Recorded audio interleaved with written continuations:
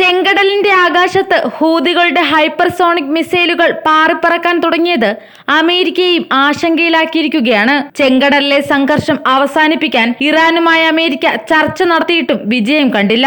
Israel Hamas സംഘർഷം അവസാനിക്കാത്തത് അമേരിക്കയുടെ ഇടപെടലാണെന്നാണ് ഹൂതികൾ ഇപ്പോഴും വിശ്വസിക്കുന്നത്. അതുകൊണ്ട് തന്നെ ഇസ്രായേൽ പക്ഷത്ത് നിൽക്കുന്ന അമേരിക്കയും ബ്രിട്ടനുമൊക്കെയാണ് ഹൂതികളുടെ പ്രധാന ശത്രു. യുദ്ധം അവസാനിക്കാതെ ഈ രാജ്യങ്ങളുടെ കപ്പൽ ചെങ്കടൽ വഴി കടന്നുപോകാൻ യാതൊരു കാരണവശാലും അനുവദിക്കില്ലെന്ന കർശന നിലപാടിലാണ് ഹൂതികൾ.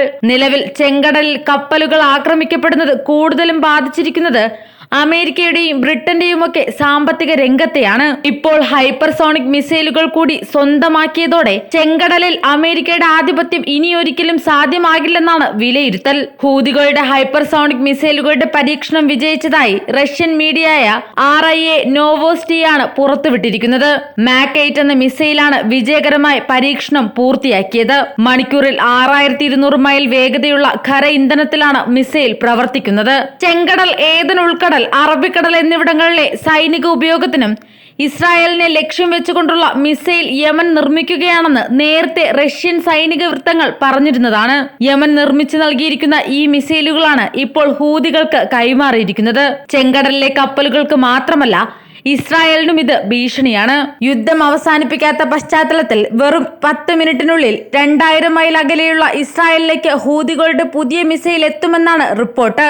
അതിൽ നിന്ന് മനസ്സിലാകുന്നത് ഇനി ഇസ്രായേൽ ഹമാസ് പോരാളികൾക്കെതിരെ ആക്രമണം നടത്തിയാൽ 10 മിനിറ്റിനുള്ളിൽ ഹൂതികളുടെ ഹൈപ്പർസോണിക് മിസൈലുകൾ അവിടേക്ക് പാഞ്ഞെത്തി നാശം വിതയ്ക്കുമെന്നുള്ളതാണ്. വലിയ പ്രത്യേകത, ഇസ്രായേൽ അതിർത്തിയുമായി ബന്ധപ്പെടാതെ ചെങ്കടലിൽ ഹൂതി നിയന്ത്രണത്തിലുള്ള ഏത് മേഖലയിൽ നിന്നും ഇസ്രായേലിലേക്ക് മിസൈലുകൾ തൊടുക്കാനാകുമെന്നതാണ്. അത് ചിലപ്പോൾ ഇസ്രായേലിനെ സഹായിക്കാനായി ഇസ്രായേൽ തമ്പടിച്ചിരിക്കുന്ന അമേരിക്കൻ, ബ്രിട്ടൻ സൈനിക കേന്ദ്രങ്ങൾക്ക് നേരെയാകുമെന്നത് ആശങ്ക വർദ്ധിപ്പിക്കുകയാണ്. യുദ്ധത്തെ വൈകാരികമായി കാണുന്ന ഹൂതികൾ ചിലപ്പോൾ അത് ചെയ്തെന്നു വരാം. അങ്ങനെയെങ്കിൽ അതിനെ പ്രതിരോധിക്കാൻ അമേരിക്കൻ, ബ്രിട്ടൻ സേനകൾക്ക് നേരിട്ട് ഇറങ്ങാതിരിക്കാനാകില്ല. പിന്നീട് ഹൂതികൾക്കും യമനും ഉൾപ്പെടെ എന്ത് സംഭവിക്കുമെന്ന് കണ്ടറിയേണ്ടിയിരിക്കുന്നു.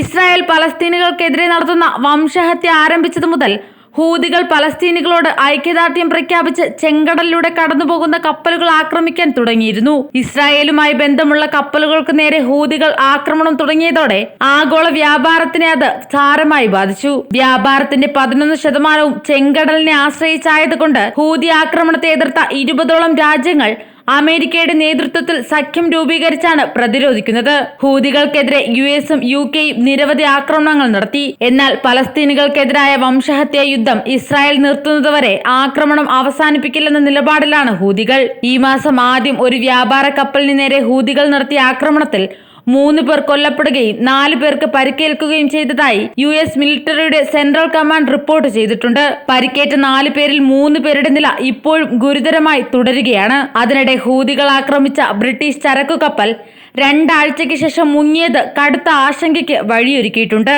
ഗുരുതര പാരിസ്ഥിതിക പ്രശ്നവും കാത്തിരിക്കുകയാണിപ്പോൾ ചെങ്കടൽ. ബ്രിട്ടീഷ് ചരക്കു കപ്പൽ റൂബിമാറാണ് ചെങ്കടലിൽ മുങ്ങിയത്.